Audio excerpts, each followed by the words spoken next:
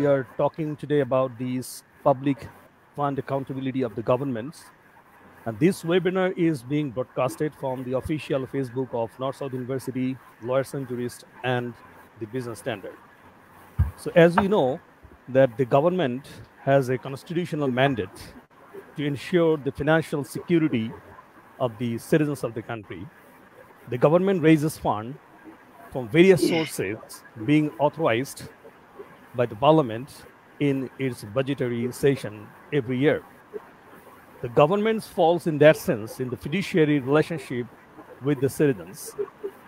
Citizens at the principal and the government works as an agents of the citizens. So as a result of that, the government has the mandate to give account for the money they have raised from the public. So this is governed under the constitutional law of the country, and the relevant articles are from 81 to 92 and Article 127 to 132.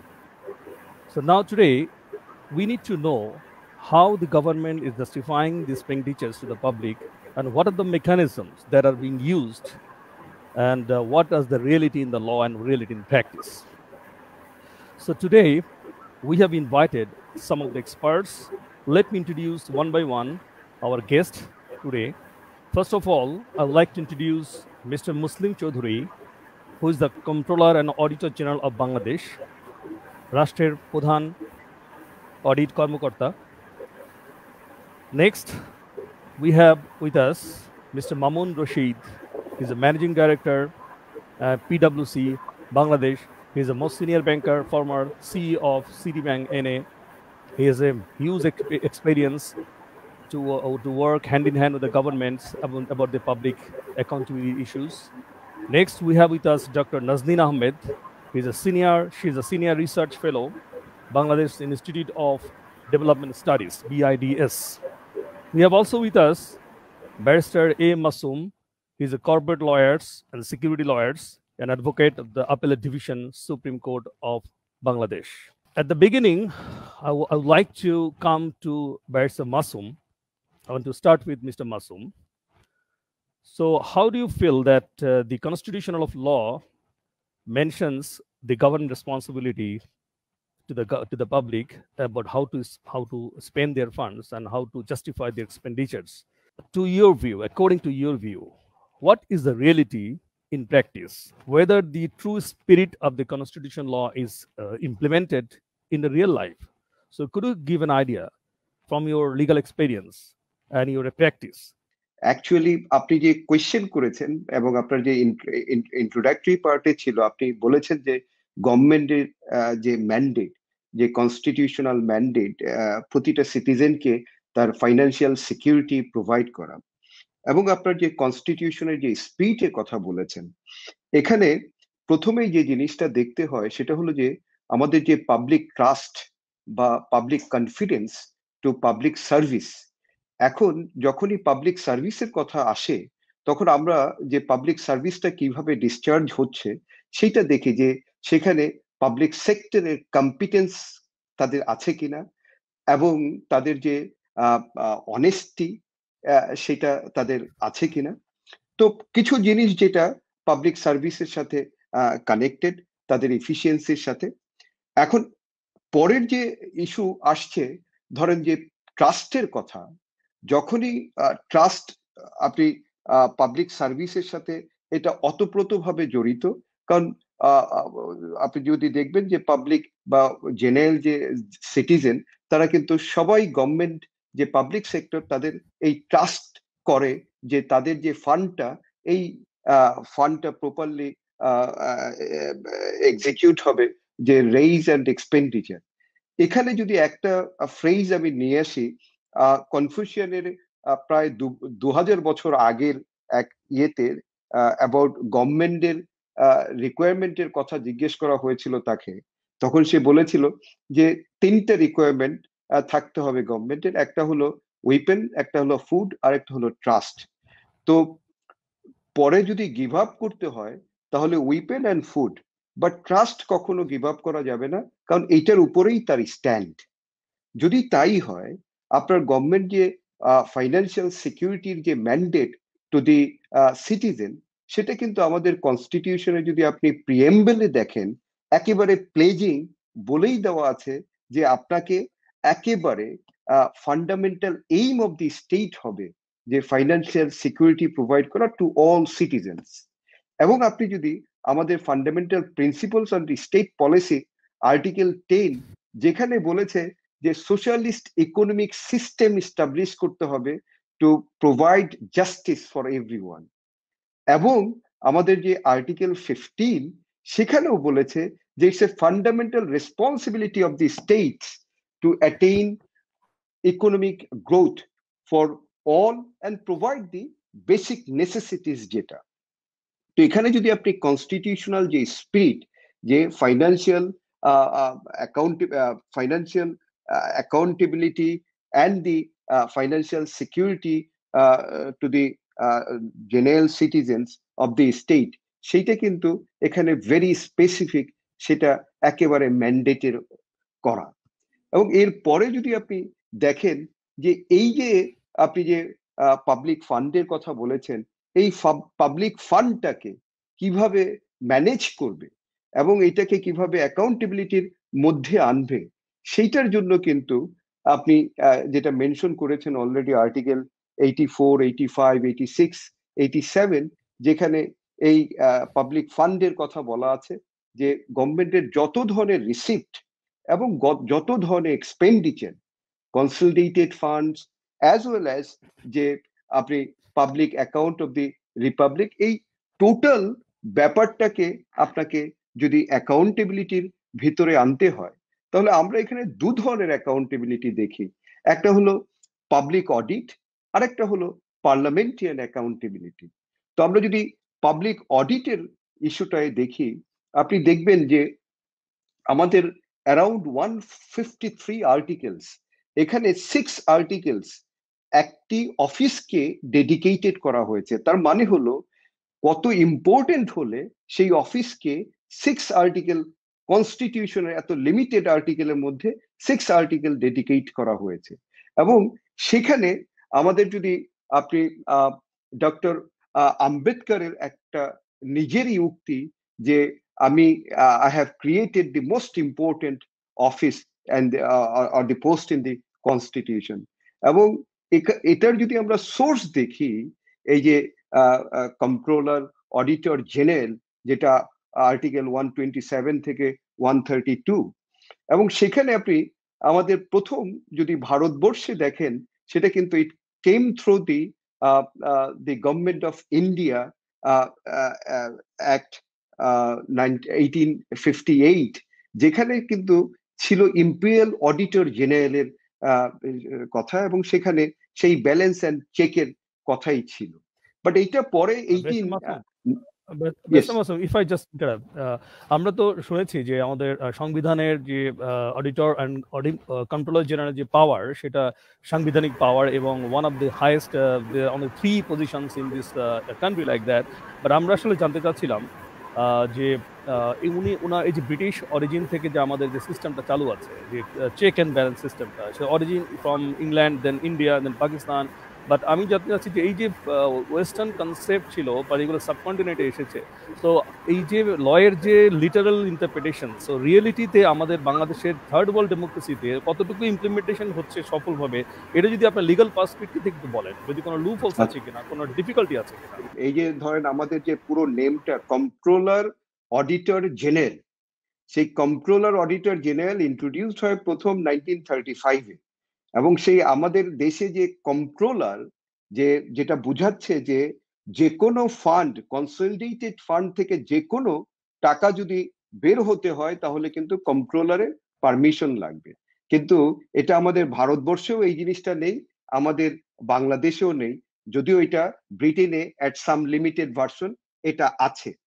এখন আপনার এই যে আমাদের যে auditor general, এই যে check and ব্যালেন্সটা, specially financial check and ব্যালেন্সটা, এইটা কিন্তু আপনার মোরললেস আমাদের যে এই যে অডিটর জেনারেলের যে অফিস এবং তাদের যে অ্যাক্টিভিটিস, তার মধ্যে যদি আমরা দেখি যে প্রথম যে টাকাটা যেভাবে প্রথমে রিলিজ হয় বাজেটারি প্রসেস থেকে, বাজেট এই প্রসেস থেকে টাকাটা রিলিজ হওয়ার পরে এই যে প্রত্যেকটি মিনিস্ট্রিতে অ্যালোকেট হয়, তখন এই মিনিস্ট্রিগুলি এই যে তার স্পেন্ডিং এবং এই যে রিসিপ্ট যত ধরনের আর্নিং হয়, এবং এইটা কিন্তু আপনি যদি তিনটা অর্গানকেও যদি দেখেন, আমাদের এক্সিকিউটিভ, লেজিসলেচার এবং জুডিশিয়ারি, এবং সকলের যত ধরনের রিসিপ্ট এবং যত ধরনের আপনার expenditure through the different ministries, এটা কিন্তু টোটালি চেক অ্যান্ড ব্যালেন্স বা অডিটিং যেটা,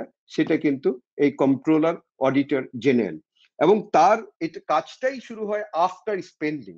তো যখন স্পেন্ডিং হয় এট দি এন্ড অফ ইয়ার, উনি যখন অডিট চেক অ্যান্ড ব্যালেন্স করে, এবং সেইখানে যদি কোনো ধরনের ইরেগুলারিটিস, কোনো ধরনের মিসম্যাচ, কোনো ধরনের কারাপশন, কোনো ধরনের যদি ফ্রড হয়, এবং তার যেই রিপোর্ট, সে যেহেতু একজন এক্সিকিউটিভ, সে কিন্তু প্রেসিডেন্টের কাছে দেয়, কিন্তু প্রেসিডেন্ট পরে যেটা পার্লামেন্টারিয়ান কমিটি, ধরেন পাবলিক অ্যাকাউন্টস কমিটি, এবং এই পাবলিক অ্যাকাউন্টস কমিটি যে প্যাক, তারই কিন্তু দায়িত্ব কমপ্লিটলি এটাকে স্ক্রুটিনি, প্রয়োজন হলে যেমন আপনার ক্যাগের যারা তাদের সাথে বসে এই মিসম্যাচ বা এই কারাপশনের বা এই অবজারভেশনের বা এই রেকমেন্ডেশনের এগুলি তারা স্ক্রুটিনি করবে, এবং স্পেসিফিকলি সেই পার্লামেন্টের সেই মিনিস্ট্রি, যে স্পেসিফিক মিনিস্ট্রি যদি কোনো ধরনের মিসম্যাচ, কোনো ধরনের যদি আপনার থাকে যেটা আনরিজনেবল, সেইটা নিয়ে কিন্তু তাকে অ্যাকাউন্টেবল করবে। এখন কোয়েশ্চেন আপনি যেটা করেছেন যে আমাদের দেশে এটা ইফেক্টিভ বা ইমপ্লিমেন্টেশনটা কতটা হচ্ছে, এখানে যেটা দেখা যাচ্ছে যে আমরা অনেকগুলি ইস্যু নিউজ পেপারে আসে, যেমন ধরেন পাবলিক, যেমন হেলথ সেক্টরের কারাপশন বা আদার কিছু মিনিস্ট্রির ধরেন আনরিজনেবল কিছু এক্সপেন্ডিচার, যেগুলি আমরা নিউজ পেপারে আসে। এখন এখানে যেটা হচ্ছে যে অডিটর, যে ক্যাগের যে দায়িত্ব এবং ক্যাগ যে অবজারভেশন গুলি দিচ্ছে, সেই অবজারভেশন গুলি আমাদের পাবলিক অ্যাকাউন্টস কমিটি তারা কিভাবে সেটা নিচ্ছে এবং সেটা কিভাবে ফলো আপ করছে, এবং আমাদের যে পলিটিক্যাল এক্সিকিউটিভ, তারা এটাকে কিভাবে অ্যাকাউন্টেবল বা তারা কিভাবে কোঅপারেট করে। আমাদের মতো ডেভেলপিং কান্ট্রিতে এটা দেখা যায় যে যদি এই পাবলিক আপনার পলিটিক্যাল এক্সিকিউটিভরা প্রপারলি যদি কোঅপারেট না করে, তাহলে এটা খুব বেশি মানে ভেরি ডিফিকাল্ট হয়ে যায় আমাদের ক্যাগের পক্ষে এই জিনিসটাকে এক্সিকিউট করা। সেই জন্য এখানে আপনার শুধু যে ক্যাগ বা শুধু যে পাবলিক অ্যাকাউন্টস কমিটির পক্ষে সম্ভব হবে তা না, এটা টোটাল ইকোসিস্টেম, যে ইকোসিস্টেমটা এটা হেল্প করবে এটা ইফেক্টিভলি বাস্তবায়ন করতে। শুধু আমরা যদি পাবলিক অ্যাকাউন্টস কমিটি বা কন্ট্রোলার অডিটর জেনারেল এই ইয়েতে ছেড়ে দেই, তাহলে এটা এক্সিকিউশন হবে না। তো এইটাকে প্রপারলি স্পেন্ড হচ্ছে কিনা এবং রেকর্ড প্রপারলি রাখা হচ্ছে কিনা, এই টোটাল জিনিসটাই আপনার এই আমাদের ইকোসিস্টেমের মধ্যে, যেখানে পলিটিক্যাল এক্সিকিউটিভ, আমাদের ক্যাগ অ্যান্ড আমাদের যে পাবলিক অ্যাকাউন্টস কমিটি এবং অন্যান্য যারা, এদের সকলের সাহায্যের মাধ্যমে এটাকে আপনি মেক শিওর করতে পারেন যে প্রপারলি এক্সিকিউটেড। ধন্যবাদ ব্যারিস্টার মাসুম আপনার ভ্যালুয়েবল কমেন্টস এর জন্য। সো আমি এখন আসতে চাচ্ছি মিস্টার মামুন রশিদ আপনার কাছে। সো আমি যেই কথাটা উঠে আসলো ব্যারিস্টার মাসুমের বক্তব্য থেকে, সেখানে আসলে দেখা যাচ্ছে যে পাবলিক অ্যাকাউন্টেবিলিটি, এই যে এত বড় একটা responsibility is of the government is entrusted on the single person auditor controller general. So but ওনার যত এত বড় ক্ষমতার, এত বড় ওনার পজিশনের পরেও বাংলাদেশের যে বিভিন্ন রিয়েলিটি আছে, যেমন আমরা একটা গরিব দেশ, আমরা ডেভেলপিং কান্ট্রিজ, যদিও আমরা এখন উপরে আমরা নেক্সট লেভেলে চলে গিয়েছি, প্লাস আমাদের করাপশন একটা আমাদের বিশাল একটা সমস্যা, আমাদের ইনকম্পিটেন্সি, আমাদের ল্যাক অফ ট্রেনিং এবং আমাদের পলিটিসাইজেশন। সো বিভিন্ন ধরনের ডাইমেনশন আছে আমাদের, আমাদের লিগাল আসপেক্টে আছে, রিয়েল আসপেক্টে আছে এবং ফাইন্যান্সিয়াল আসপেক্ট তো অবশ্যই আছে। সো আমি আপনার এক্সপিরিয়েন্স থেকে জানতে চাচ্ছি যে আপনি তো কাজ করেছেন ইন্টারন্যাশনাল অর্গানাইজেশনে, আপনি গভর্নমেন্টের সাথে কাজ করেছেন, আপনি পাবলিক অ্যাকাউন্ট কমিটির সাথে আপনি কাজ করেছেন। সো আমাদের একটু আপনি শেয়ার করবেন কি বাংলাদেশের অ্যাকাউন্টেবিলিটি স্ট্যাটাসটা গ্লোবাল স্ট্যান্ডার্ডের থেকে কত দূরে আছি, এবং আমাদের যে সাবকন্টিনেন্টের যে পজিশনটা, সিচুয়েশন, তো ওদের তুলনামূলকভাবে আমাদের অবস্থাটা কি? As you know, public funds are not something to be taken loosely or lightly. It is a nation's wealth, its future, and most importantly, it is the hard-earned property or ownership of its citizens. Bureaucracy bolen, politician bolen should never be allowed to assume that they have some kind of higher privilege and power over such funds according to their own personal agenda, যেটা আমরা তৃতীয় বিশ্বের অনেক দেশে দেখতে পাই। Barrister Masum যে কথাটি বলেছেন ফিনান্সিয়াল ম্যানেজমেন্ট, আমি সেটাকে যে সিকিউরিটি, আমি সেটাকে এক্সপান্ড করে নিয়ে যেতে চাই। Transparency of the financial management has been identified as a kind of a determinant of the overall public financial management in any country, be it a developing country, be it an LDC, be it a developed country. তারপর আপনার প্রশ্নের উত্তরে আসবো। So any wrongful infringement on the issue and allocation of public money should be dealt with in the most severe manner, যেটা barrister মাসুমও বলেছেন। Public funds are accumulated as a result of sacrifices and hard work of country's citizens, especially in developing countries.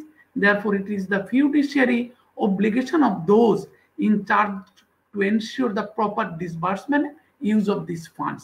এটা সিএজির office হোক, সিএজির office Masum বলেছেন যে এটা after math effect হয়, after the disbursement or allocation of the money. There must be absolute transparency with regard to how the money is being raised, how the money is being spent, and more importantly, and there must be assurance that the amounts and methods are audited and regularly audited by independent experts. আমি পরবর্তী আলোচনায় independent expert কিংবা capacity of the watchdog agency including CAG's office সেটা নিয়ে একটু কথা বলবো। There must be full accountability whereby the decision makers are subject to stringent rules and their performances must be regularly evaluated. Finally, there has to be objectivity in the usage of these funds so that spending policies are based on correct data and thorough analysis. In developing economies like Bangladesh, these rules of governance over public funds are even more crucial due to the scarcity of such funds. In such economies, even small misuse or mismanagement can adversely impact the path towards development.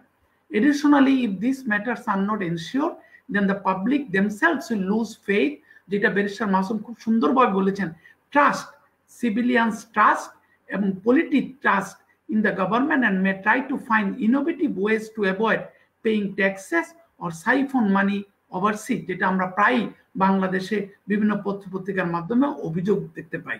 The bond of trust between the public and the government must be kept very sacred. এখন আপনি যথার্থই বলেছেন যে সিএজির office barrister Masum বলেছে কিংবা আমাদের public accounts committee of the honourable parliament তাদের দায়িত্ব রয়েছে। কিন্তু আমরা প্রায় দেখি, আপনার মনে পড়ে 2016 সালে যখন বাংলাদেশ ব্যাংকের টাকা পাচার হয়ে গেল, যেটার তদন্ত কমিটির রিপোর্টটি এখনো জনসম্মুখে আসেনি, কিন্তু আমরা জানি ওই সময় কিন্তু বাংলাদেশ ব্যাংকের সবচেয়ে বেশি অডিট আপত্তি ছিল। বাংলাদেশ ব্যাংকের হাজার হাজার কোটি টাকার অডিট আপত্তি ছিল। আমি যখন মহিউদ্দিন আলমগীর এমপি যখন পাবলিক অ্যাকাউন্টস কমিটি দেখভাল করতেন, তিনি বলেছিলেন আমাদের সাথে একটি আলোচনায় যে এই অডিট আপত্তি নিষ্পন্ন করার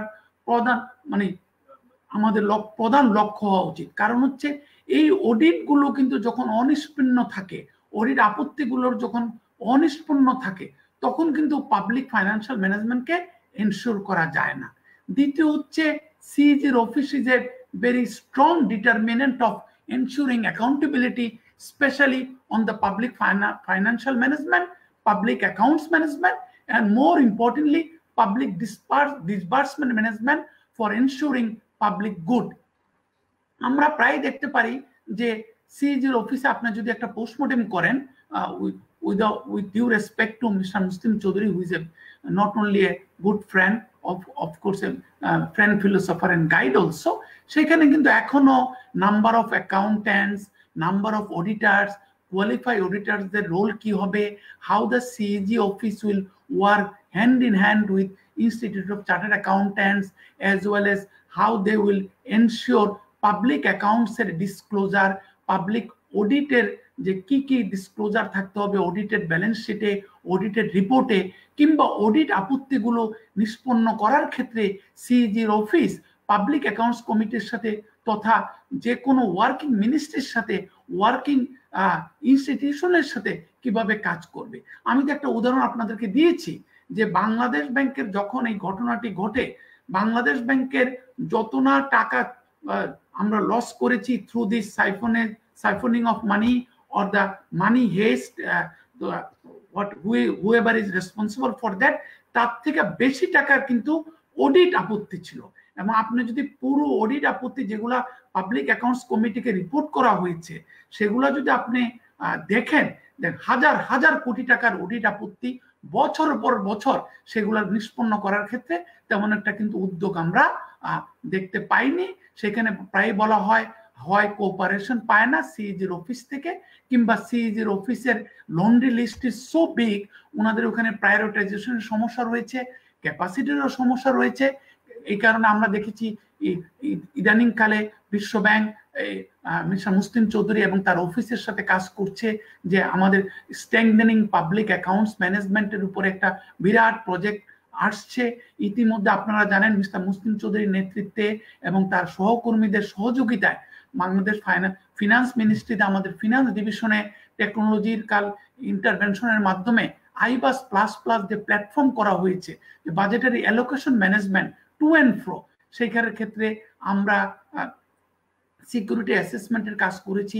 ইতিমধ্যে আমরা ফাংশনাল অ্যাসেসমেন্ট, সেখানে কোনো শর্টকামিং আছে কিনা কিংবা সেখানে স্ট্রেংথেনিং করার জন্য কি করতে হবে সেই ক্ষেত্রে আমরা মিস্টার মুসলিম চৌধুরীর কলিগদের সাথে কাজ করছি।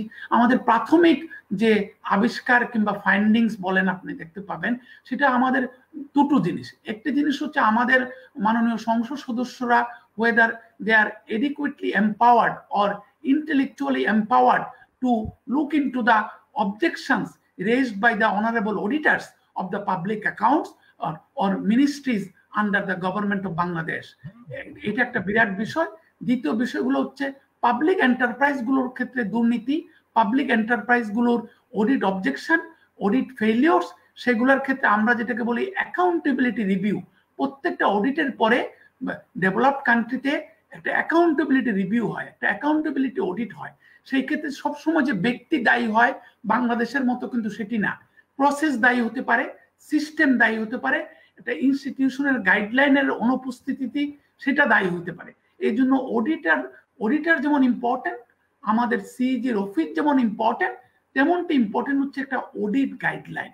আমি কি কি প্রিএম্বলসের ভিত্তিতে আমি আমার অডিটকে পরিচালনা করব, আমার প্রত্যেকটি অডিটের কি ধরনের ডেস্টিনেশন থাকবে, আমার ফাইন্ডিংস গুলার যদি অবজেকশনেবল ফাইন্ডিংস আমি পাই সেই ক্ষেত্রে সেই ফাইন্ডিংস গুলো কিভাবে নিষ্পন্ন করা হবে, এবং আলটিমেটলি আমি কিভাবে অ্যাকাউন্টেবিলিটি অডিট করব, এবং আমি সরকারের এবং মাননীয় পার্লামেন্টের পাবলিক অ্যাকাউন্টস কমিটির স্ট্যান্ডার্ড অপারেটিং প্রসিডিউর আবিষ্কার করার মাধ্যমে, সেট আউট করার মাধ্যমে আমি এই ধরনের অডিট আপত্তি নিষ্পন্ন করার ক্ষেত্রে কি ধরনের পন্থা অবলম্বন করব সেগুলো আমাদের ভেবে দেখার সময় এসেছে।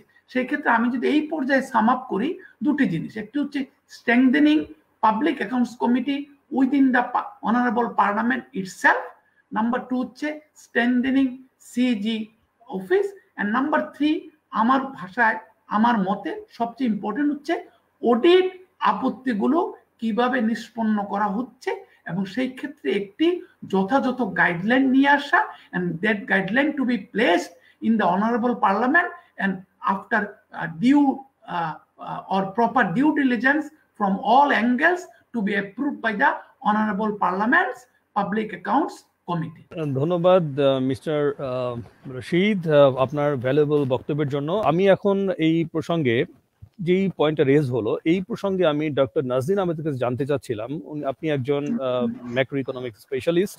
সো আমরা জানি যে বাংলাদেশের ওয়ার্ল্ড ব্যাংকের রিপোর্ট যদি দেখি, আমরা IMF এর রিপোর্ট দেখি, আমরা ইন্টারন্যাশনাল অর্গানাইজেশনের অলমোস্ট সমস্ত রিপোর্ট যদি দেখি, এবং বাংলাদেশ গভর্নমেন্টের যে রিপোর্ট ওগুলোতে আমরা দেখতে পাই যে বাংলাদেশ গত 20 বছরে যে দারিদ্র্য সীমার যেভাবে ট্যাকেল করেছে, অলমোস্ট 2/3 যে রিডিউস হয়েছে আমাদের পভার্টি রেট, যেখানে 1.90 হচ্ছে আমাদের পারচেস পাওয়ার ছিল পার ডে, সেখানে আমাদের এটা অলমোস্ট রিডিউস হয়েছে 1/3 হয়ে গেছে। সো এটা, এবং যে টোটাল পভার্টি লেভেল সেটাও সাবস্ট্যান্সিয়াল রিডিউস হয়েছে। দেন আমাদের লাইফ এক্সপেক্টেন্সি অনেক বেড়েছে, লিটারেসি রেট বেড়েছে, পার ক্যাপিটা রেট বেড়েছে। But on the other hand যে নিউজ পেপার রিপোর্ট আমরা প্রতিনিয়ত শুনতে পাই যে বাংলাদেশের করাপশন একটা যে লেভেলে চলে গিয়েছে, এবং অ্যামনেস্টি আমাদের যে ট্রান্সপারেন্সি ইন্টারন্যাশনাল টিআইবি রিপোর্ট বলে যে আমরা করাপশনে বটম ফিয়ের মধ্যে পড়ি, আমরা লোয়েস্ট থেকে আমরা হয়তো থার্ড ফোর্থ। সো আপনার ইকোনমিক থিওরিতে আপনি একটু যদি জাস্টিফাই করেন যে কোন থিওরিতে এই ধরনের জিনিসগুলো মেক সেন্স করে, two contradictory theory make sense করে, যদি আপনি একটু কাইন্ডলি আলোকপাত করেন এই ব্যাপারে। আমার মনে হয় যে এর আগের যে দুজন বক্তা অত্যন্ত সুন্দরভাবে যে ব্যাকগ্রাউন্ডটা দিয়েছেন, সেই জায়গাতেই কিন্তু আপনার প্রশ্নের অ্যান্সার কিছুটা আছে। First of all, we are very happy about the development of Bangladesh and the progress that Bangladesh has made, but at the same time আমাদের কথা হচ্ছে যে আজকে আমরা যেখানে দাঁড়িয়ে আছি, যে গ্রোথ, যে ডেভেলপমেন্ট আমরা অ্যাচিভ করেছি, যদি পাবলিক মানি ঠিকভাবে ব্যবহৃত হতো তাহলে আমাদের ডেভেলপমেন্ট কোথায় হতো। আমাদের চিন্তাটা যদি ওইভাবে করি, রাদার দেন থিঙ্কিং যে এত কিছু হচ্ছে negative, then how could we proceed so much. আর আমি এভাবে চিন্তা করতে চাই যে আমরা যদি সত্যিকার অর্থে যে আগের দুজন বক্তা যে সমস্যাগুলোর কথা বললেন সেগুলো যদি না থাকতো, আমরা ফুললি অ্যাকাউন্টেবল অবস্থায় আমরা যদি যথার্থভাবে পাবলিক মানি ইউজ করতে পারতাম, ইউটিলাইজ করতে পারতাম, তাহলে what progress could we make? এবং সেই জায়গা থেকে আমি বলবো যে আমরা এখন ডেভেলপিং কান্ট্রি হচ্ছি, আমরা মিলেনিয়াম ডেভেলপমেন্ট গোলে অত্যন্ত ভালো পারফর্ম করেছি in terms of poverty reduction এবং ইন টার্মস অফ আমাদের যে বিভিন্ন হিউম্যান ডেভেলপমেন্ট ইন্ডেক্স সেই জায়গায়, এবং সাস্টেনেবল ডেভেলপমেন্ট গোল সেটাতেও আমরা ভালো করার চেষ্টা করছি, এবং তার মধ্য দিয়ে আমরা এখন ডেভেলপিং কান্ট্রি হওয়ার প্রসেসে আছি। এবং এই যে ডেভেলপিং কান্ট্রি হব আমরা বলছি, আমরা যে প্রসেসে আছি সেটার সাথে কিন্তু অনেকগুলো ইস্যু যুক্ত। আমাদের এলডিসি হিসেবে ইন্টারন্যাশনালি আমরা যত কিছুতে যেভাবে ছাড় পাই, সামনে কিন্তু সেগুলো আমাদের থাকবে না। আর সেটা যদি না থাকে, সেই জায়গাতে কিন্তু আমাদের যদি বলি আমার লেবার রাইট বলি, এনভায়রনমেন্টাল রাইটস বলি, আমার যদি বলি যে গভর্নমেন্টের ডেট, আমার লোনের ইন্টারেস্ট, যাবতীয় কিছুতে কিন্তু পরিবর্তন আসবে। এবং সেই পরিবর্তনগুলো ঘুরে ফিরে যেখানে যে সেন্ট্রাল হবে সেটা হচ্ছে মোর এফিশিয়েন্ট ইকোনমি। একটা মোর এফিশিয়েন্ট ইকোনমি আমার দরকার হবে যখন I become a developing country. কারণ এখন আমার অনেক ইনএফিসিয়েন্সি, অনেক সমস্যা কিন্তু আমি এলডিসি হওয়ার কারণে, যেটাকে সহজ ভাষায় যদি বলি, এটা মাফ পেয়ে যায়, অর্থাৎ এটা কনসিডার করে না ইন্টারন্যাশনাল ইকোনমি আমরা যখন এক্সপোর্ট করতে যাই বা অন্য কিছু। তো আমার যদি একটা এফিশিয়েন্ট ইকোনমি গড়ে তুলতে হয়, সেটা central to that is the government's efficiency and that refers to efficient utilization of resources. যেখানে মামুন ভাই বা মামুন রশিদ ভাই যেখানে তিনটা জিনিসের প্রতি গুরুত্ব দিলেন, যে একটা অডিট গাইডলাইন হতে হবে, সিএজি অফিসকে স্ট্রেনথেন করতে হবে এবং পার্লামেন্টারি স্ট্যান্ডিং কমিটিকে স্ট্রেনথেন করতে হবে, আমি ধরে নিলাম এই সবগুলো হলো, এই প্রত্যেকটাই গুরুত্বপূর্ণ। ধরুন সবগুলো হয়ে গেল, সবকিছু ঠিকভাবে চলছে, কোনো অডিট আপত্তিও নাই, কিন্তু একটা রাস্তা করতে শুরুতে বলা হয়েছিল এটা 3 বছর লাগবে, এবং তারপরে এই রাস্তাটা শেষ করতে গিয়ে 20 বছর লেগে গেল, এবং তার ফলে যে খরচ প্রথমে প্রাক্কলন করা হয়েছিল সেটার থেকে খরচটা 30 গুণ বেড়ে গেল। দেখেন তখন অ্যাকাউন্টেবিলিটিতে কোথাও কিন্তু হিসাব কিতাবে টাকা রিলিজ হচ্ছে, একেবারে ধরেন কোনো দুর্নীতি ছাড়া সেটা ইমপ্লিমেন্ট হচ্ছে, but this was an inefficient implementation, অথবা শুরুর ফিজিবিলিটিতে ভুল ছিল যে এই রাস্তাটা 3 বছরে শেষ হবে। আমরা যত ধরনের সরকারি প্রজেক্টের আমার কাছে মনে হয় যে ফিজিবিলিটি স্টাডি হয়, আমরা কি একটু কখনো ঘেটে দেখেছি ওই ফিজিবিলিটি স্টাডিগুলোর কয়টাতে বলা হয় যে না এই প্রজেক্টটা ফিজিবল না? তার মানে কি যখনই প্রপোজাল দেওয়া হয় সেই সব প্রপোজাল গুলো ঠিক ছিল? এখন এই জায়গাগুলো ভাবতে হবে কিন্তু, apart from in addition to what Mamun ভাই অ্যান্ড আমার আগের দুই বক্তা দুজনেই যেটা বললেন যে নিয়ম কানুন system everything, apart from that আমি যদি উন্নয়নের জায়গাতে যাই, আমাকে ভাবতে হবে যে সব টাকা ডিসবার্স হলো ঠিক মতো, দুর্নীতিও হলো না, কিন্তু আমার ইনএফিশিয়েন্ট ইউটিলাইজেশন, ইনএফিশিয়েন্ট ম্যানেজমেন্টের কারণে আমার সময় খাতন হলো আমার গভর্নমেন্ট প্রজেক্ট গুলোতে, অর্থাৎ উন্নয়ন প্রজেক্ট গুলোতে। That also increases the cost, এবং যেই টাকাটা আমি অন্য কাজে লাগাতে পারতাম, এই যে সময় বেশি লেগে যায়, আমার ডিজাইনে ভুল থাকে, 3বার আমি ডিজাইন চেঞ্জ করি, আবার আমাদের ইমপ্লিমেন্টেশনের জায়গায় অনেক দূর এগোনোর পরে মনে হয় যে এই জায়গাটা ভুল ছিল। এগুলোর কারণে যখন আমার খরচ বেড়ে যায়, দ্যাট ইজ অলসো আমি মনে করি ওয়েস্টেজ অফ পাবলিক মানি। এই কারণে ইটস ভেরি ইম্পর্টেন্ট আমরা শুরুর ফিজিবিলিটি স্টাডি গুলো কিভাবে করি, কাদের দিয়ে করি, এবং সেটা কতখানি সেখানে ফ্লেক্সিবিলিটি থাকে টু সে নো, অথবা সেখানে বলা যে এই প্রজেক্টটা আসলে খুব ভায়াবল না, অথবা প্রজেক্টটা আসলে 3 বছরে না, it will take 20 years or 15 years to complete. আমি মনে করি এই জায়গায় আমাদের মনোযোগ দিতে হবে। কারাপশনের বিষয়টা এসেছে, এবং এই কোভিড-19 সময়ে আসলে আমরা দেখেছি যে বিশেষ করে হেলথ সেক্টরে আমরা যত ধরনের দুর্নীতির বা যত ধরনের, আমি যদি এটাকে একটু সুন্দর করে বলি যে ইনএফিসিয়েন্সির আমাদের চোখের সামনে এসছে, that has made us really worried যে তাহলে আমার যে বিপুল টাকা যাচ্ছে, যেটা দিয়ে আসলে তো আমার অর্জনটা হওয়া দরকার আরো হিউম্যান ডেভেলপমেন্ট, আরো ভালো health service, nutrition for the children, আমার মাতৃমৃত্যু হার কমতে হবে, শিশু মৃত্যু হার কমতে হবে। So money has been spent, কিন্তু আমার ফলাফল আসে নাই। তাহলে সেই উন্নয়নের জায়গাটাতে যেখানে আমরা বলছি যে এত কিছুর পরে উন্নয়ন কি করে এটুকু হলো, আমি মনে করি এই এত কিছু না হলে উন্নয়নটা আরো অনেক বেশি ভালো হতো, তার কোয়ালিটি অনেক ভালো হতো। এবং এই কারণেই কিন্তু আমি মনে করি যে সরকার রিসেন্ট টাইমে শুধু গ্রোথ রেট নিয়ে কথা বলছে না, আমি দেখছি যে সরকার নিজেও কিন্তু ইনইকুয়ালিটি নিয়ে কথা বলছে, হিউম্যান ডেভেলপমেন্ট নিয়ে কথা বলছে, হেলথ এন্ড এডুকেশনে স্পেন্ডিং এর কথা বলছে। সেই জায়গাতেই when we are talking about the accountability of public money, এটার কোয়ালিটি অফ স্পেন্ডিং এটা ওতপ্রোতভাবে জড়িত। আমরা যদি একটু দেখি যে নট অনলি আপনার এখনকার এই কোভিড-19 সিচুয়েশন, অন্য সময়ও আমরা যদি এডুকেশনের স্পেন্ডিং এর কথা বলি, আমাদের বিপুল এডুকেশনের স্পেন্ডিং হয়েছে, ইনফ্রাস্ট্রাকচার হয়েছে, বড় বড় বিল্ডিং হয়েছে, প্রত্যন্ত এলাকায় আমরা স্কুল দেখতে পাচ্ছি, কিন্তু কোয়ালিটি অফ টিচার্স কি বেড়েছে? সেটা যদি না হয় তাহলে we are spending money on education, on the buildings and everything, but we could not deliver proper and high quality education to our children. এবং সেখানে আসল যাদের এই কোয়ালিটি এডুকেশনটা থ্রু গভর্নমেন্ট, হয়তো অনেকে প্রাইভেট স্কুলে আমার বাচ্চাকে পড়াতে পারবো, কিন্তু যে দরিদ্র মানুষগুলোর কোনো অল্টারনেটিভ নাই then to send their children to public institution, তার কিন্তু আর কোনো উপায় রইল না। সো আমি মনে করি এই বিষয়গুলোও কিন্তু ভেরি মাচ ইম্পর্টেন্ট। প্রতি বছর বাজেট আসলেই নানান রকম টক শো আলোচনায় যেতে হয়, এবং প্রতি বছরই যে প্রশ্নটা কমনলি শুনতে হয় যে কেন ট্যাক্স দিব। ট্যাক্স নিয়ে কোনো আলোচনা হলেই যারা অডিয়েন্স থাকেন কিংবা কোয়েশ্চেন করেন, তাদের প্রথম কথা হচ্ছে আপা why should we give tax, আমি কি ট্যাক্স দিয়ে সার্ভিস পাই? সেখানে আমাদেরকে সবসময় বলতে হয় যে এখন ডিম আগে না মুরগি আগে, আপনি ট্যাক্স দিলে ভালো সার্ভিস পাবেন, আবার সার্ভিস পেলে আবার ট্যাক্স দিবেন। So it's like a simultaneous process. কিন্তু আমার কথা হচ্ছে that's a very valid question.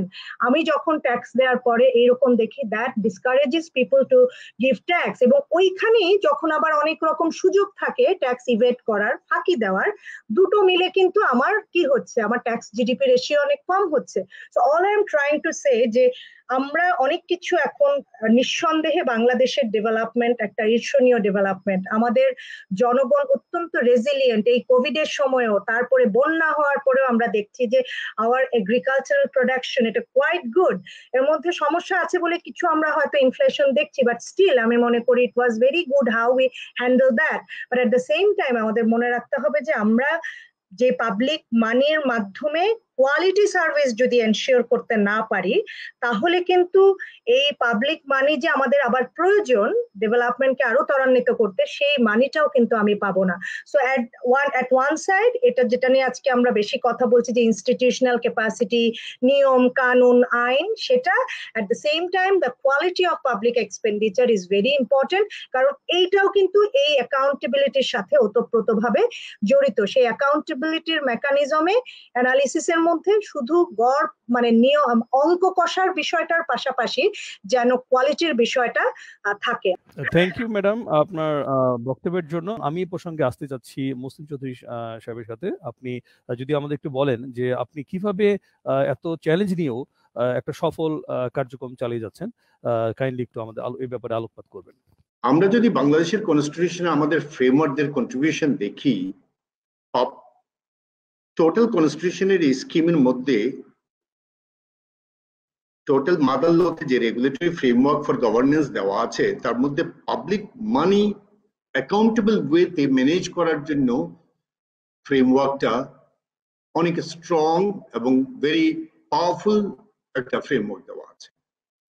Even in the context of, যদি আমার নেবারিং কান্ট্রিও বলি বা many countries of the world, যে সমস্ত পাবলিক ফাইন্যান্সিয়াল ম্যানেজমেন্ট বা পাবলিক মানি ম্যানেজমেন্টের বিষয় পার্লামেন্টের আইন দ্বারা নির্ধারিত হবে এরকম অপশন দিয়ে অনেক দেশের সংবিধান ছেড়ে দিয়েছে।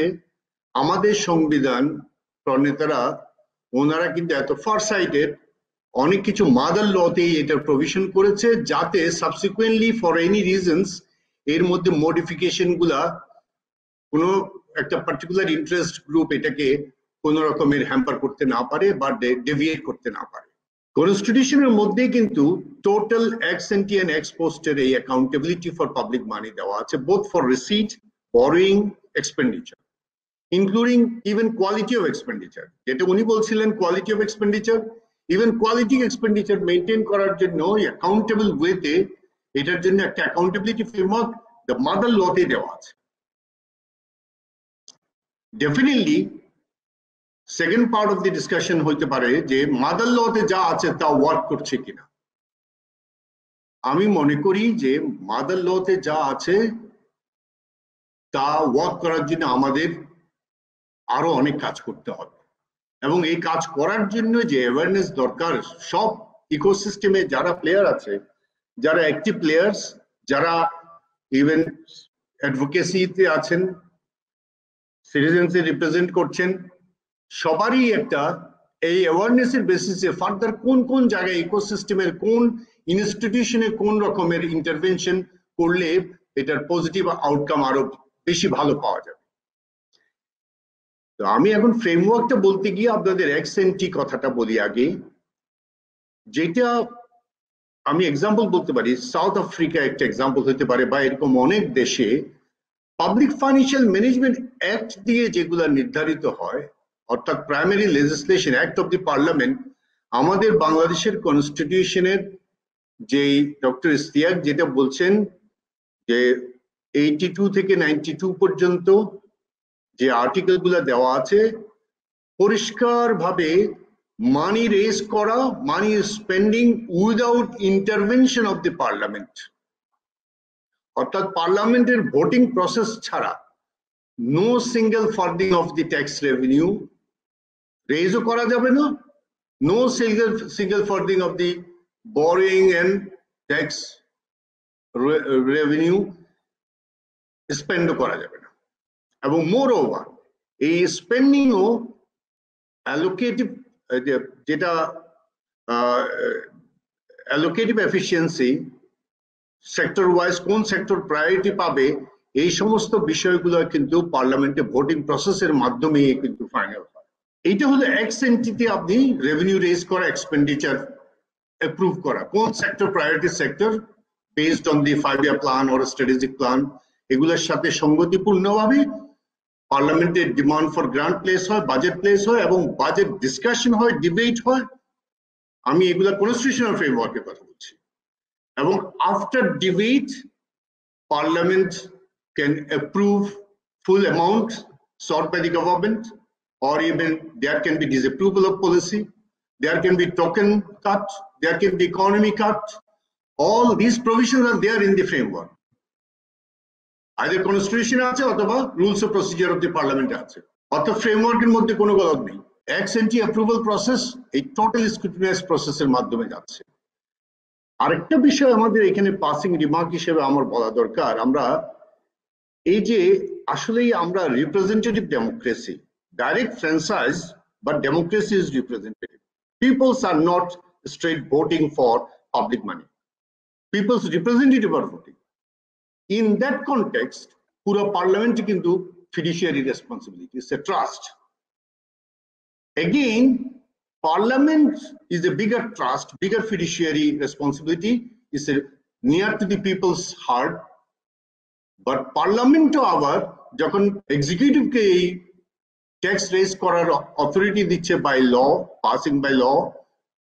passing law, and expenditure budget approve করছে by approving each ministry's budget, executive our fiduciary responsibility exercise করছে on behalf of the parliament. So to say, it's a people's to parliament, parliament to executive framework throughout the year কোনো parliament ফিডব্যাকের কোনো ব্যবস্থা রেখেছে কিনা। আপনাদের আমি জানাচ্ছি কনস্টিটিউশনের এই ফ্রেমওয়ার্কের স্পিরিট থেকে রুলস অফ প্রসিডিওরে একটা এস্টিমেট কমিটি আছে, parliament standing estimate committee. If you look at the rules of procedure, তার টার্মস অফ রেফারেন্স যদি দেখেন, this committee has got the authority throughout the year, they can check, recheck the performance of the individual ministry, whether they are doing the job the right way, এবং parliament যে জন্য budget দিয়েছে, যে পারপাসে দিয়েছে, with efficiency and economy তারা খরচ করছে কিনা, এই স্ট্যান্ডিং কমিটি ইজ দেয়ার। এবং আপনাদের জানাচ্ছি ফ্রেমওয়ার্ক এত স্ট্রং, ওই এস্টিমেট কমিটি, অনেকগুলো কমিটিতে কিন্তু মিনিস্টার মেম্বার থাকতে পারে, এই এস্টিমেট কমিটিতে কোনো মিনিস্টার মেম্বার থাকতে পারবে না। আমাদের ফ্রেমাররা এইভাবে ব্যবস্থা করেছে উইথ দ্যাট স্পিরিট দ্যাট অ্যাকাউন্টেবিলিটিতে মিনিস্টার যাতে পড়ে। এই এস্টিমেট কমিটি কিন্তু ইন ইয়ার মনিটরিং এর জন্য আছে। ডেফিনেটলি আমি আগে বলেছি, আমি আপনাদের পাবলিক অ্যাকাউন্টেবিলিটির অফ পাবলিক মানির ফ্রেমওয়ার্কটা বলছি, এতে আপনাদের আসলে অ্যাওয়ারনেসটা যেটা আমাদের এখন করতে হবে, তাই বোঝা যাচ্ছে আমাদের এস্টিমেট কমিটিকে আরো স্ট্রেনথেন করতে হবে, আরো ফার্দার করার ব্যবস্থা করতে হবে। করতে গেলে কি করতে হবে আমি মনে হয় শেষের দিকে একটু করে মানে আমার আইডিয়াটা বলবো। দেন আসেন ex ante before year starts, without approval of the parliament, without grant of the vote by the parliament, কোনো মানি রেজ করা যাবে না, কোনো মানি খরচ করা যাবে না, এবং খরচটাও যে পারপাসে অ্যাপ্রুভ করা হয়েছে তার বাইরে করা যাবে না। এই প্রভিশন কিন্তু আমাদের মাদার লতে ফ্রেমওয়ার্কে দেওয়া আছে, যেটা অনেক দেশে, আমি আবার রিপিট করছি, অনেক দেশে এটা মাদার লতে নাই, এটা প্রাইমারি লেজিসলেশন দিয়ে কন্ট্রোল করা, যেটা amendable by any government of the day. আমাদের কিন্তু এটা মাদার লতে প্রভিশন আছে, such a far sighted provision করেছে আমাদের আমাদের কনস্টিটিউশনের ফ্রেমওয়ার্ক অফ দি কনস্টিটিউশন। এখন আসেন ex post. Throughout the year budget expenditure হলো, এই এক্সপেন্ডিচার যখন হচ্ছে, I am talking about the ministry, divisions and department, state own enterprise গুলোকে আমি একটু বাইরে রাখছি, কারণ ওইটার একটু পিকুলিয়ারিটি আলাদা আছে, যেহেতু কমার্শিয়াল অ্যাক্টিভিটি আছে।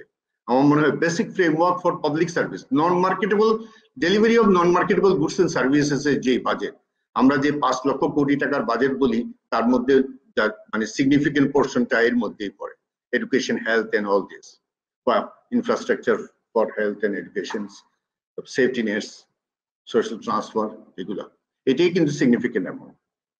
এখন এই এক্সপেন্ডিচারের এখন আপনার control environment within the executive, there are some control environment, hierarchical আছে, ডেফিনেটলি এখানে অনেক ইমপ্রুভমেন্টের ব্যাপার আছে। প্রিন্সিপাল অ্যাকাউন্টিং অফিসার আছে, সেক্রেটারি টু দ্য মিনিস্ট্রি, তার আন্ডারে হেড অফ দি ডিপার্টমেন্টস, বিভিন্ন ডিপার্টমেন্ট খরচ করছে, এবং এই খরচের সাথে একটা অ্যাকাউন্টিং ইনফরমেশন, সরি পেমেন্ট যুক্ত আছে, এবং এটা অডিটর জেনারেলের সুপারভিশনে এখানে একটা পেমেন্ট অফিস, আমরা সো কল্ড এজি অফিস বলি, সিজিএ অফিস, এটা কন্ট্রোলার জেনারেল অফ অ্যাকাউন্টস, তার আন্ডারে মিনিস্ট্রির চিফ অ্যাকাউন্টস অফিস আছে, ডিস্ট্রিক্ট লেভেলে আছে, তারা একটা বিফোর পেমেন্ট একটা চেক করে, প্রি অডিট, যেটা এর মাধ্যমে একটা ফ্রেমওয়ার্ক দেওয়া আছে, কাজ করছে কতটুকু, এটার জন্য আমি আগেই বলছি, কাজ করার জন্য অনেক আরো কাজ করতে হবে। তবে মামুনুর রশিদ সাহেব জানেন, এবং উনি অলরেডি দিয়েছেন, ইদানিং আমরা এখানে একটা কন্ট্রোল এনভায়রনমেন্টের মোটামুটি একটা স্ট্রাকচার দাঁড়িয়ে গেছে, to integrated financial management system, যেটাকে আমরা ব্র্যান্ড নেম দিয়েছি আইপাস প্লাস প্লাস। ডক্টর নাজরিনও হয়তো কিছুটা অ্যাওয়্যার আছে, কারণ নিশ্চয়ই ওনার বিএডিএসির জন্য মাঝে মাঝে ডাটার জন্য এগুলা হয়তো এই নাম শুনেছেন, হয়তো, হ্যাঁ, হয়তো তিনি পরে বলবেন যে শুনেছি, কিন্তু চাইলে অনেক সময় পাই না, এই কথাও আমার জানা আছে। চাইলে পাই না, it's a it's a transition, এটা যে এই মুহূর্তে সবকিছু ডেভেলপ হয়ে গেছে তা না। এবং আপনারা শুনে নিশ্চয়ই এটা মানে প্লিজড হবেন যে out of 8 lakh pensioners, doctor নাজরিনকে আরো এটা আমি ভালোভাবে বলবো, 8 lakh pensioner, as of today, almost 4 lakh pensioner on a particular day of a month throughout the country pension electronically পেয়ে যাচ্ছে এবং they are getting text message. এটা মানে আপনি এরকমই ডেভেলপমেন্টও হচ্ছে, স্যালারি পেমেন্ট গুলো ইলেকট্রনিক হয়ে গেছে এবং বাজেট ডিস্ট্রিবিউশন ইলেকট্রনিক। এখন nobody can pass any bill without having budget in the system, অর্থাৎ আগে যে বাজেট ছাড়া খরচ করে ফেলা যেত এটা সম্ভব না। তাহলে বোঝা যাচ্ছে progress are there, here and there progress are there. হয়তো এটা কনসলিডেশনের সময় লাগছে, কনসলিডেশনের সময় কোন দেশে 3 দিন লাগলে কোন দেশে একটু 6 দিন লাগে।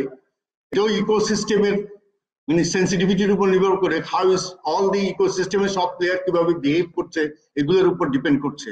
Thinking about the importance of the public money accountability, Public Accounts Committee is the only committee, believe me, only committee which is mentioned in the Constitution. অর্থাৎ যাতে গভর্নমেন্ট অফ দ্য ডে কোনো কারণে এই পাবলিক অ্যাকাউন্টস কমিটি নামক এই কমিটিকে যাতে হয়তো ফর সাম রিজন ডিলে করলো এটা করতে না পারে, মাদার লতে এটা কিন্তু প্রভিশন করে দেওয়া আছে। এবং এই পাবলিক অ্যাকাউন্টস কমিটিতেও অন্য কমিটিতে আপনি ফাইন্যান্স কমিটি, এস্টিমেট কমিটি এবং পাবলিক অ্যাকাউন্টস কমিটিতে কোনো মিনিস্টারকে মেম্বার হিসেবে রাখা যাবে না, চেয়ারম্যান তো রাখা যাবে না। তাহলে বোঝা যাচ্ছে আপনি যদি কনস্টিটিউশনের ফ্রেমের স্পিরিটটা দেখেন, স্পিরিটের মধ্যে কিন্তু ইনবিল্ড করে দিয়েছে আপনার অ্যাকাউন্টেবিলিটির বিষয়গুলো, পাবলিক মানি অ্যাকাউন্টেবল ওয়েতে রেজ করা এবং এক্সপেন্ডিচার করা। পাবলিক অ্যাকাউন্টস কমিটির ফিডারকে, পাবলিক অ্যাকাউন্টস কমিটি যে অ্যাকাউন্টেবিলিটিতে তারা এজেন্ট হিসেবে কাজ করবে, this is x post. Public accounts committee x post যে কাজ করবে ওনাকে ফিট করার জন্যই আমাদের ফ্রেমার অফ দি কনস্টিটিউশনরা একটা কনস্টিটিউশনাল বডি তৈরি করেছে, সেটাই কন্ট্রোলার অ্যান্ড অডিটর জেনারেলের বডি। এবং ব্যারিস্টার মাসুম রায়টি বলেছে 152টা আর্টিকেলের মধ্যে 6টা আর্টিকেল এই অফিসের জন্য আলাদাভাবে প্রিজার্ভ করা হয়েছে। এবং আপনাদের আরেকটা ইম্পর্টেন্ট ইনফরমেশন দিয়ে রাখি, এটা আমার মনে হয় এই অ্যাওয়ারনেসটা খুবই দরকার। আপনি যখন সংবিধানে দেখবেন 12টা পার্ট আছে, তার মধ্যে এক্সিকিউটিভ একটা পার্ট আছে, লেজিসলেচার পার্ট আছে, জুডিশিয়ারি পার্ট আছে, হুইচ উই অল নো। এখন কারো ধারণা কন্ট্রোলার অ্যান্ড অডিটর জেনারেল কোথায় আছে? বিলিভ মি অর নট, আমাদের ফ্রেমাররা এত ফারসাইটেড, তারা এই 3 পার্টের মধ্যে ওনাকে কোথাও রাখেনি, ওনার জন্য আলাদা পার্ট রেখেছেন, সেপারেট পার্ট। এইটা দিয়ে বোঝা যায় আমাদের accountability for public money constitution framework যদি টপিকটাকে মাথায় নেন, তাহলে অডিটটাকেও ইন্ডিপেন্ডেন্ট কনস্টিটিউশনাল বডি হিসেবে এক্সিকিউটিভের বাইরে, লেজিসলেচারের বাইরে এবং জুডিশিয়ারির বাইরে রেখেছে। এবং এনার রিপোর্টের উপরে পাবলিক অ্যাকাউন্টস কমিটি কাজ করবে। এখন আপনি যেটা বলছেন ওইখানে সরকারি দলেরই আছে, এই জায়গাটা কিন্তু আপনাকে বুঝতে হবে, এখানে সরকারি আর opposition is not an issue. Issue হলো গিয়ে they are the people's representative. People's representative, whether from position and opposition, they are accountable fiduciary responsibility, their fiduciary responsibilities towards the people whom they are representing. তবে এইখানে একটা প্র্যাকটিসের ব্যাপার আছে। প্র্যাকটিসটা হলো গিয়ে ডেভেলপড কান্ট্রি ডেমোক্রেসি গুলাতে এবং মোস্ট অফ দি কান্ট্রিতে, ইনক্লুডিং আওয়ার নেবারিং কান্ট্রি, তাদের এই পাবলিক অ্যাকাউন্টস কমিটির চেয়ারম্যান হয় অপোজিশন থেকে এবং 15 মেম্বার ডিসাইডেড, তার মধ্যে proportionate representation from the opposition এবং পজিশনের মেম্বাররা আসেন। এবং স্পিরিট ওয়াইজ যদি চিন্তা করেন, পাবলিক অ্যাকাউন্টস কমিটিতে মেম্বার অফ পার্লামেন্ট যখন রিপ্রেজেন্ট করেন, they don't belong to any particular political party. That's the spirit. এখন আপনি বলবেন যে এই স্পিরিট কাজ করছে কিনা, ডেফিনেটলি ওইখানে আরো অনেক ইমপ্রুভমেন্ট ব্যাপার আছে, ট্রেনিং এর ব্যাপার আছে, এডুকেশনের ব্যাপার আছে, ইভেন তাদের নলেজের জন্য ওইখানে সেক্রেটারিয়েট সেপারেট, ইভেন প্রফেশনাল লিঙ্কেজের ব্যাপার আছে, even BIDS can be lined up with the PSC and estimate committee. এটা করার জন্য তাইলে আমি তো BIDS, আমি ডক্টর নাজনীনকে বলছি না যে আপনি কালকে গিয়ে করবেন, মানে তারা ওইখান থেকে ডিমান্ড আসতে পারে। তাদেরকে লাইন আনা, অর্থাৎ ডিফারেন্ট এই যে কোয়ালিটি অফ এক্সপেন্ডিচার সম্পর্কে একটা অ্যানালাইটিক্যাল রিপোর্ট দিবে, that will feed into the public accounts committee and estimate committees discussion, এবং তাতে তারা মোর এনলাইটেন হবে, তারা গভর্নমেন্টকে ইয়ে করতে পারবে। তো ডক্টর ইশতিয়াকের প্রশ্নের উত্তর হলো যে পাবলিক অ্যাকাউন্টস কমিটির মেম্বার, আপনি পজিশন না opposition, that's not the issue. Issue হলো যে they are the representative of the people. And তবে কম্পোজিশনের সময় পজিশন আর অপোজিশন দুইটা থেকেই থাকে। বাংলাদেশেও আগে এই অনেক বছর ধরে এই আপনি ইন্টারেস্টিং ইনফরমেশন যে অপোজিশন থেকে চেয়ারম্যান হবে এইটার প্র্যাকটিস ছিল না। This is for the first time in this সংসদ যে অপোজিশনের একজনকেই এটার চেয়ারম্যান করা হয়েছে।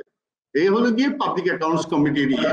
আর 2 নম্বর আরেকটা, no particular party responsible, everybody is responsible, প্রত্যেককেই ইয়ে করতে হবে। এটা এডুকেটিভ প্রসেস যেমন আমাদের পার্লামেন্ট থেকেও আসতে হবে, আবার সিভিল সোসাইটি এনজিও তারাও কিন্তু রাইটস ফোকাসড এই এটা দিতে হবে। তবে একেবারে আপনি এগুলো সব যে নাই তা না।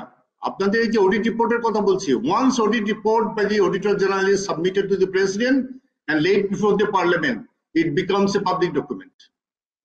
Anybody can access it. ধন্যবাদ স্যার। আমাদের দর্শকদের প্রশ্ন ছিল নাহিদ, প্রশ্ন ছিল ডক্টর নাজনীন ম্যাডামের কাছে, ডেমোগ্রাফিক ডিভিডেন্ডের সুবিধা যদি 2035 সাল পর্যন্ত পাওয়া যায়, তারপর আমাদের অর্থনীতির এই গ্রোথ কতটা সাস্টেনেবল হবে? আমাদের এই যে রেটে আমরা এগিয়ে যাচ্ছি এবং করাপশনও এগিয়ে যাচ্ছে এবং আমাদের ডেভেলপমেন্ট এগিয়ে যাচ্ছে, দুটোই অথেন্টিক ভাবে এগিয়ে যাচ্ছে, এটাকে সাস্টেনেবল বলে মনে হচ্ছে কিনা আপনার কাছে? প্রথমত হচ্ছে ডেমোগ্রাফিক ডিভিডেন্ডের সুবিধাটা যে সময় এখন আছে সেই সময়ে আমরা কতটা কাজে লাগাতে পারলাম তার উপর নির্ভর করবে যে যখনই সুবিধাটা থাকবে না, যখন আমাদের ডিপেন্ডেন্সি রেশিও অর্থাৎ বয়স্ক মানুষের সংখ্যা বেড়ে যাবে, প্রপোর্শন বেড়ে যাবে, তখন আমরা কতটা উন্নয়নকে সাস্টেনেবল ওয়েতে নিতে পারবো। এর মধ্যে দুটো বিষয় আছে, একটা হচ্ছে যে আমাদের এখনকার হিউম্যান ডেভেলপমেন্ট কতটা আমরা করছি, আমরা মানুষকে কতটা স্কিলড করছি, যেখানে এডুকেশন এবং হেলথ অত্যন্ত গুরুত্বপূর্ণ, এবং এই দুটোতে আমরা যত ইনভেস্ট করব, মানুষকে যতটা স্কিলড করতে পারবো, সত্যিকার অর্থে কোয়ালিটি এডুকেশন দিতে পারবো, তা দিয়ে আমরা যদি উন্নয়নটাকে এগিয়ে নিতে পারি, তাহলে যখন আমাদের ডিপেন্ডেন্সি রেশিও বেড়ে যাবে অর্থাৎ ডেমোগ্রাফিক ডিভিডেন্ড থাকবে না, তখন আমরাও কিন্তু উন্নয়নের গতিটা ধরে রাখতে পারবো। হিউম্যান ডেভেলপমেন্টের সাথে সাথে অবশ্যই টেকনোলজিক্যাল অ্যাডভান্সমেন্টটা ইম্পর্টেন্ট, কারণ আমরা জানি প্রোডাক্টিভিটি বা এফিসিয়েন্সির জন্য মানুষের সাথে সাথে মেশিনের যদি সংযোগটা ভালো হয় তাহলে সেই এফিসিয়েন্সি অনেক ভালো কার্যকর হয়। যেটা একটু আগে সিএজি মহোদয় বারবার বলছিলেন যে এখানে কিন্তু অনেক সিস্টেম এখন ডেভেলপ হয়েছে, it's not only human resource, it's also the system, the technology, যেটা এখন মোবাইলে আমি অনেক কিছু জেনে যাচ্ছি। তো এই একইভাবে যদি আমরা সব জায়গায় টেকনোলজি এবং হিউম্যান ডেভেলপমেন্ট, স্কিল ডেভেলপমেন্ট এটা যদি করতে পারি, তাহলে পরবর্তীতে আমরা উন্নয়নের গতিটা কিন্তু আরো ভালোভাবে ধরে রাখতে পারবো।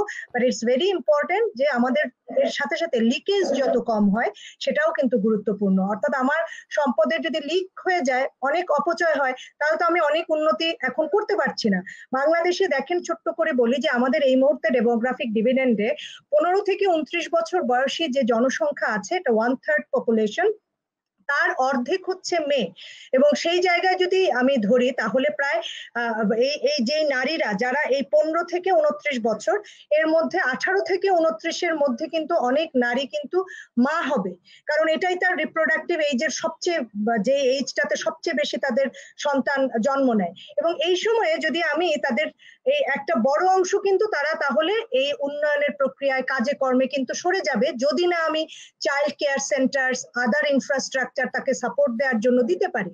অর্থাৎ আমি একটা এক্সাম্পল দিয়ে বললাম যে আমার ডেমোগ্রাফিক ডিভিডেন্ডের মধ্যে ছেলে আছে, মেয়ে আছে, এবং যে সময়কার যে বয়সটা নিয়ে আমরা কথা বলছি, সেই বয়সটাকে, সেই বয়সের ছেলে মেয়ে সবাইকে যদি আমরা কাজে লাগাতে চাই, সবার স্কিল ডেভেলপমেন্ট এবং সবার কিন্তু তাদের কাছ থেকে যতটা ইকোনমির জন্য নেওয়া যায় সেই ব্যবস্থা করতে হবে। এবং সেই জায়গায় শুধু আমার মানে একটা ফ্রেমের মধ্যে শুধু যে ব্ল্যাক এন্ড হোয়াইট দেখবো তা না, এর মধ্যে চাকরির সাথে সাথে আমার এই আদার ফ্যাসিলিটিস, যানবাহন, অন্যান্য ইনফ্রাস্ট্রাকচার এবং সবের মধ্যেই আসলে আমরা ঘুরে ফিরে আজকে যে আলোচনাটায় সেই এফিশিয়েন্ট যদি আমরা ইনফ্রাস্ট্রাকচার গড়ে তুলতে পারি, অবশ্যই আমাদের উন্নয়ন সাস্টেনেবল হবে বিয়ন্ড আমাদের ডেমোগ্রাফিক ডিভিডেন্ড। ধন্যবাদ ম্যাডাম। কি কারণে আসলে আমাদের লং টার্ম এবং শর্ট টার্ম কি পলিসি হতে পারে যাতে করে আমরা এই লুপহোল গুলো অথবা গ্যাপস গুলোকে অ্যাড্রেস করতে পারি? দুইটা অংশে বলতে পারেন, শর্ট টার্ম কি স্ট্র্যাটেজি নেওয়া যেতে পারে এবং লং টার্ম কি নেওয়া যেতে পারে? আপনি যদি আপনার ভ্যালুয়েবল কমেন্ট দিতেন কাইন্ডলি। মামুন রশিদ। অ্যাকাউন্টেবিলিটি আর এফিসিয়েন্সি দুই জিনিস। তৃতীয় যে জিনিসটি হয়েছে, আমরা বিচ্ছিন্ন হয়ে পড়েছি গ্রোথের মধ্যে আলোচনায় করতে গিয়ে। গ্রোথকে সহনীয় করা, গ্রোথকে ইনক্লুসিভ করা আর পাবলিক ফাইন্যান্সের অ্যাকাউন্টেবিলিটি এনশিওর করা, দুটোর মধ্যে মিল নেই।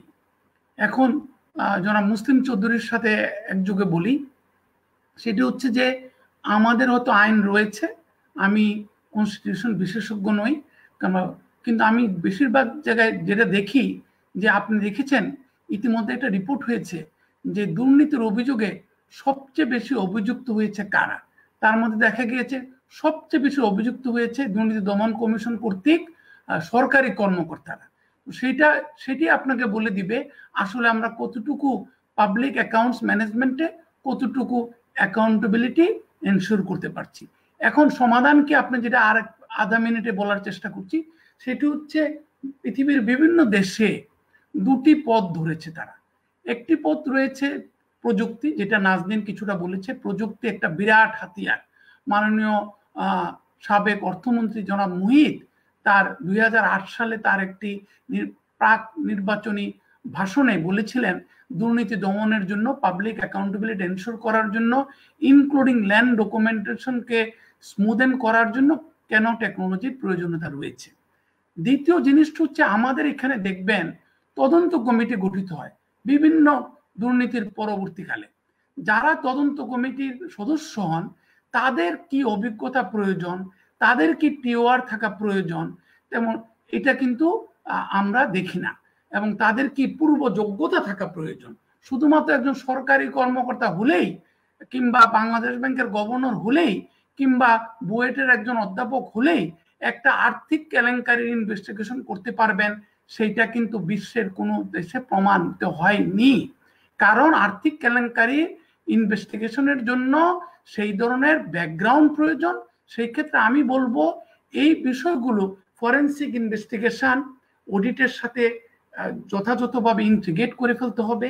এবং কারা এই সমস্ত তদন্ত কাজ পরিচালনা করবে, কারা এই সমস্ত অডিট পরিচালনা করবে, কারা এই সমস্ত অডিট আপত্তি রিভিউ করবে, সেগুলোর ক্ষেত্রে নতুনভাবে টিওআর লেখা প্রয়োজন। আমি সম্পূর্ণ একমত জনাব মুসলিম চৌধুরীর সাথে যে আমাদের হয়তো আইনি বিধান কিংবা সংবিধানের ইচ্ছা, কারণ আমরা জানি আমাদের মহান সংবিধান যারা রচনা করেছেন তারা অত্যন্ত যোগ্য আইনবিদ ছিলেন, জনপ্রতিনিধি ছিলেন, কিন্তু বিগত 50 বছরে ওয়ার্ল্ড রিয়েলিটি, টেকনোলজিক্যাল ইনোভেশনের সাথে সাথে এবং অপরাধের ধরনের পাশাপাশি এবং রাজনীতি এবং গণতন্ত্রের ক্রমাগত রাজনীতিকরণের প্রেক্ষিতে, বিশেষ করে তৃতীয় বিশ্বের দেশগুলোতে নতুনভাবে ভাবার সময় এসেছে T1 নিয়ে, স্ট্যান্ডার্ড অপারেটিং প্রসিডিউর নিয়ে, কিংবা আমি ইনভেস্টিগেশনের ক্ষেত্রে, অডিটের ক্ষেত্রে কি ধরনের অস্ত্র ব্যবহার করব এবং বিশ্বের অপরাপর দেশগুলোতে কি ধরনের অস্ত্র ব্যবহৃত হয় সেটিও ভেবে দেখার সময় এসেছে।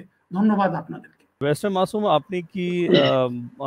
আপনি কি আপনার কোনো কমেন্ট দেবেন কিনা যে আমাদের ফ্রম ল লিগাল পার্সপেক্টিভ থেকে কোনো ল রিফর্ম অথবা কোনো new implementation of any rules, আমাদের কি আইনের কোনো ল্যাকিংস আছে কিনা, এগুলো ফিল আপ করার জন্য কোনো স্টেপ সরকার নেওয়া প্রয়োজন কিনা? আসলে অলরেডি আমাদের সিএজি মহোদয় উনি ইন ডিটেইলস যেটা কনস্টিটিউশনাল ফ্রেমওয়ার্ক এবং আমাদের যে কনস্টিটিউশনে যেভাবে আছে এবং স্পেসিফিকলি যে স্ট্যাচুটগুলি এবং কোড অফ কন্ডাক্ট এবং এথিক্যাল সেই স্ট্যান্ডার্ডগুলি, এখানে যেটা আমি বেসিক্যালি দেখি যে পাবলিক ফান্ড অ্যাকাউন্টেবিলিটির যেই এক্সাক্ট আমাদের যেই জায়গাটায় আমরা, সেটা ফার্স্ট থিং হলো যে আমাদেরকে যে পাবলিক যে কনফিডেন্স প্রাইভেট পাবলিক সেক্টরের উপরে, সেই কনফিডেন্স বা ট্রাস্টটাকে এনশিওর করতে হবে তাদের সার্ভিসের মাধ্যমে।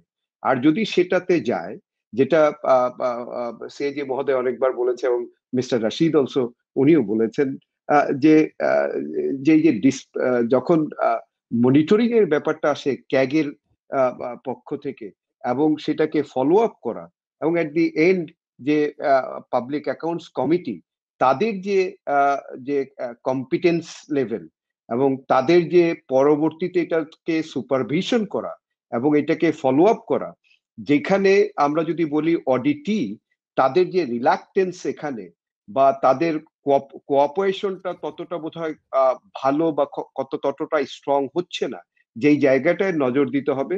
তাহলে সেখানে হলো পলিটিক্যাল যে এক্সিকিউটিভ যারা আসছেন এখানে, এখানে শুধু যে আমি যদি প্যাক বা ক্যাগের কথা বলি, আমাকে ওই যে টোটাল সিএজি মহোদয় বারবার বলছিলেন যে ইকোসিস্টেমের, এই টোটাল ইকোসিস্টেমেরই অ্যাটিচিউডটাকে ঠিক করতে হবে।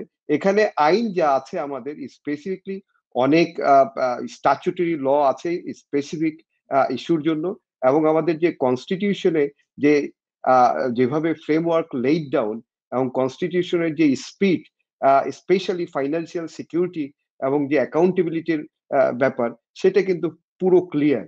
তো মেইন যেই জায়গাটা, সেখানে আমাদের যদি প্রয়োজন হয়, যেমন সিএজি মহোদয় বলেছিল যে সেক্রেটারিয়েট একটা কমিউনিকেশন বিল্ড আপ করার জন্য প্যাকের সাথে ক্যাগ এবং এটাকে পরে ফলো আপ করা, সেই জায়গাগুলিকে আরো স্ট্রেংথেনিং করা যায় কিনা সেইটা আমাদেরকে দেখতে হবে। নতুন কি কি আইডিয়া আমরা ইনকর্পোরেট করতে পারি আমাদের ফিউচারে এবং সরকারকে আমরা অ্যাডভাইস দিতে পারি, তো এই ধরনের কোনো রিকমেন্ডেশন মাননীয় সিএজি মহোদয়?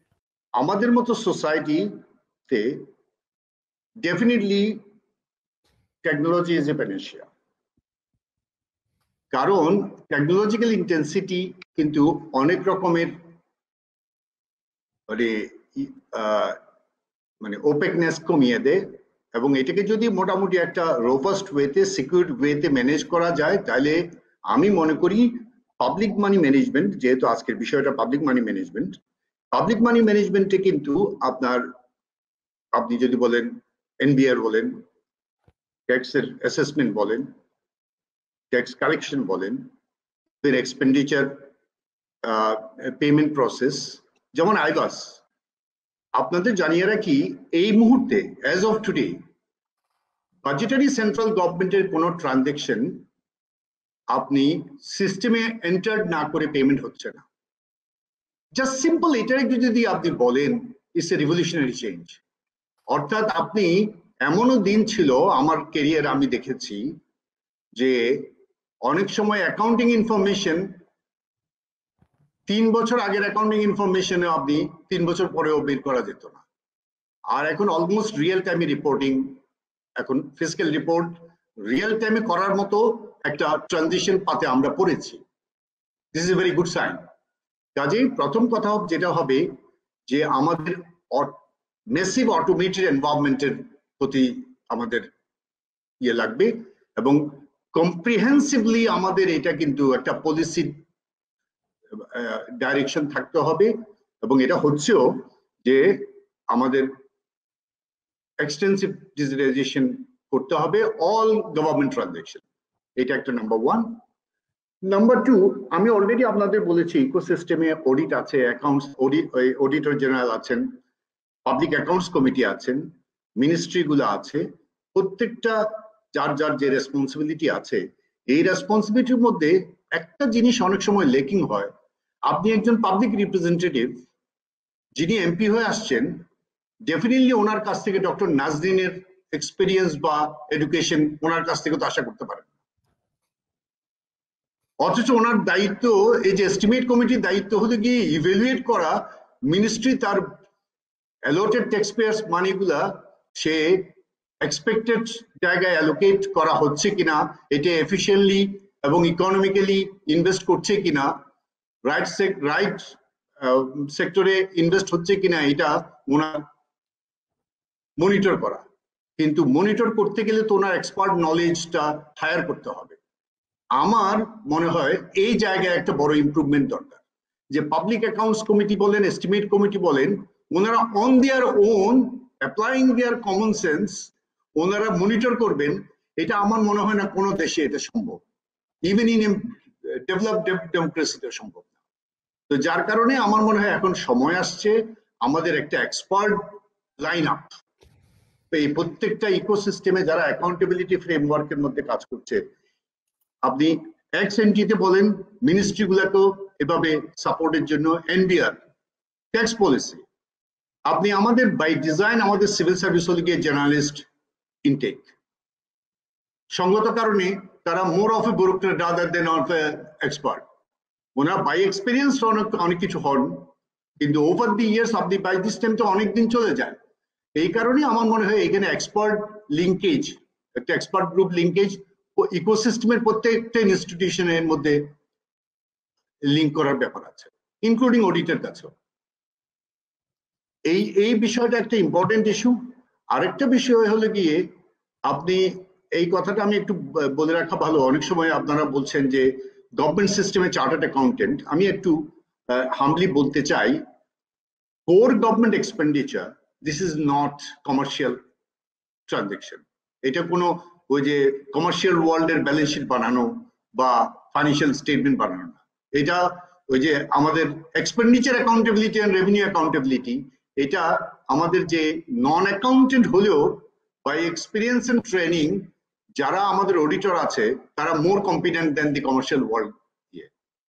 তবে ফিউচার ডাইরেকশন কোনো সময় যদি গভর্নমেন্টকে কমার্শিয়াল অ্যাক্টিভিটির মতো সরকার যদি তার ব্যালেন্স শিট বানায়, তার ফিজিক্যাল অ্যাসেট দিয়ে ব্যালেন্স শিট বানায়, তখন হয়তো মিক্সচার অফ কোয়ালিফিকেশনের বেশি প্রয়োজনীয়তা লাগবে।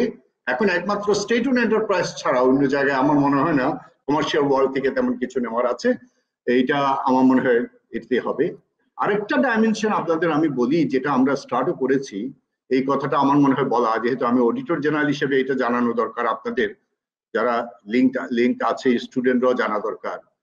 আমরা অডিট বলতে মনে করি ফাইন্যান্সিয়াল অডিট, এবং কমার্শিয়াল ওয়ার্ল্ডে চার্টার্ড অ্যাকাউন্টেন্ট অডিট কিন্তু ফাইন্যান্সিয়াল অডিট। অর্থাৎ you prepare the financial statement and you certify whether financial statement reflects the true and fair view. But auditor general audit কিন্তু মাল্টি ডাইমেনশনাল। এখানে quality of expenditure এবং যে পারপাসে budget দেওয়া হয়েছে ওই পারপাসে খরচ করা হয়েছে কিনা এবং উইথ কোয়ালিটি করা হয়েছে কিনা, এই অডিটটা কিন্তু রিকগনাইজড একটা term audit, performance audit or value for money audit. Then compliance to rules and regulation হয়েছে কিনা কমপ্লায়েন্স অডিট করা। তো আমরা আস্তে আস্তে এখন আগের এগুলো তো আসলেই ওই যে আগে বলেছি, মানে আপনি ইকোসিস্টেমের একটা ইনস্টিটিউশন তো নিজে আগাতে পারেন না। এখন ডিমান্ড ক্রিয়েট হচ্ছে এবং প্ল্যাটফর্ম রেডি হচ্ছে, ডিজিটাল আইভাস সিস্টেমের কারণে এখন ইনফরমেশনও অ্যাভেলেবল হচ্ছে। এখন আগে আমরা অডিট করার জন্য 400 জায়গায় যেতাম, এখন ওই আইভাস থেকে ডাটা নিয়ে বুঝতে পারছি যে কোন 400-র মধ্যে কোনটাতে যাব। অর্থাৎ রিস্ক অ্যানালাইসিস গুলো এখন সহজ হচ্ছে। অর্থাৎ আপনাদেরকে আমি হোপ এগেইনস্ট হোপ একটা দিতে পারার মতো একটা সিচুয়েশন। ওই ডিজিটাল দুনিয়া কিন্তু পেনেশিয়া নয় যে বলে, আমার কাছে মনে হয় যে এটা পেনেশিয়া। অর্থাৎ এটা হওয়ার কারণে এখন অনেক কিছু আস্তে আস্তে আমরা পারফরমেন্স অডিটের কিছু ইনিশিয়েটিভ নিচ্ছি এবং হোপফুলি হয়তো ইন মিডিয়াম টার্ম আপনারা কিছু এরকম রিপোর্ট যেগুলা আমার ইকোনমিস্টের অ্যানালাইসিসের জন্য দরকার হবে। যেমন আজকাল অডিট রিপোর্ট দিয়ে ডক্টর নাজরিনরাও হয়তো ইন্টারেস্টেড হন না, কিন্তু এখন আমরা টিউনিং করার চেষ্টা করছি যাতে ওইখানে আপনার ইকোনমিক ভেরিয়েবল গুলো কিছু কিছু রিফ্লেকশন অডিট পারফরমেন্স রিপোর্টে আসে, পারফরমেন্স অডিট রিপোর্টে আসে, যাতে আপনার রিসার্চের জন্য কিছু কাজে লাগে এবং পাবলিক অ্যাকাউন্টেবিলিটির জন্য তো অবশ্যই কাজে লাগে। সো আমরা পলিসি রিফর্মের কথা শুনলাম, যেই সমস্ত পলিসির কথা বললেন আমাদের মাননীয় বক্তারা এবং অভিজ্ঞতার আলোকে যে আমরা শুনলাম, অবশ্যই এগুলো অনুকরণীয় হবে। হয়তো কিছুটা যদি কার্যকর হয়, রূপান্তরিত হয় ভবিষ্যতে, তাহলে আমাদের এই প্রোগ্রামের সার্থক বলে মনে হবে। সো আমাদের ডিপার্টমেন্ট অফ ল পক্ষ থেকে এবং অন্যান্য যারা পার্টনার সবার পক্ষ থেকে আমি আমাদের সম্মানিত অতিথিকে অনেক ধন্যবাদ দিচ্ছি। Have a nice evening.